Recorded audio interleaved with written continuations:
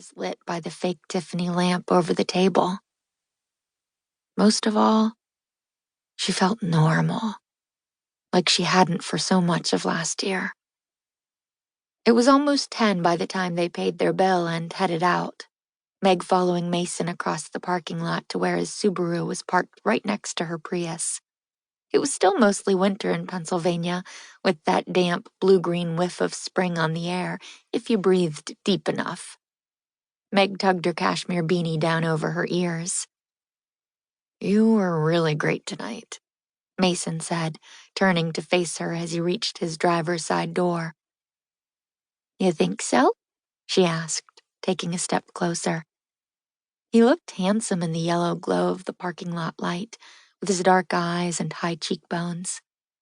They'd known each other since kindergarten, back when Meg's mom put her hair in French braid pigtails every morning, and he was still the only Korean kid in their grade. 12 years later, flush with victory, she wrapped her arms around his neck and pulled him close. Mason stiffened. "Meg," he said, his hands landing gently on her waist, then letting go again. "Hmm?" she said, tilting her face up so he'd kiss her. Neither of them were into PDA.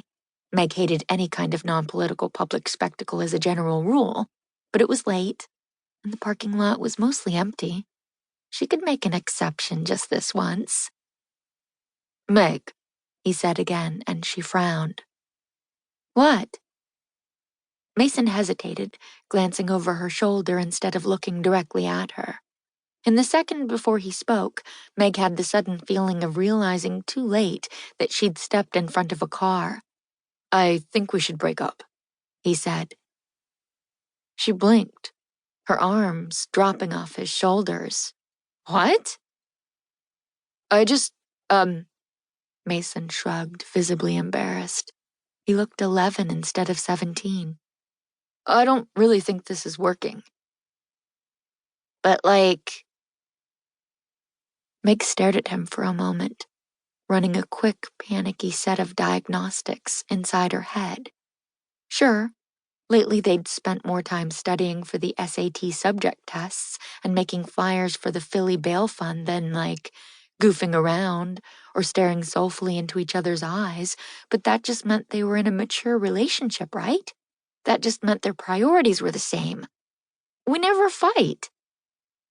Mason looked surprised, and it occurred to Meg a second too late that that had probably been a weird way to respond on her part. "No, I know we don't," he said, tucking his hands into his jacket pockets.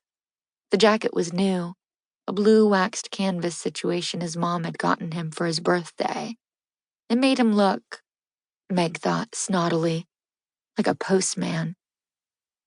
"But that doesn't mean, not fighting isn't a reason to stay together, is it?" "No, I know that," Meg said quickly, swallowing down the jagged break in her voice. She thought of the gentle, distracted way he'd trace his fingertips over her wrist as they were reading. She thought of the late-night ice cream runs they'd taken while she worked on her solar panel speech. "Of course I know that." She took a step back, her spine bumping roughly against the passenger side door of her car. Suddenly, she was cold enough to shiver. "Okay," she said, forcing herself to take a deep, steadying breath. "Well, okay, I'm going to go then." "Meg, wait." Now Mason looked really confused. "Shouldn't we, don't you even want to talk about this?" "What is there to talk about?" she asked, hating how shrill her voice sounded. "It's fine, Mason. I get it." She didn't get it at all. Not really. Actually, she felt blindsided and furious and completely, utterly foolish. But the literal last thing she wanted to do was talk about it, to stand here and fight it out in public like her parents in the last doomed days of their marriage. There was no way she was going to do that. "It's fine. I hear you. Message received." Mason shook his head.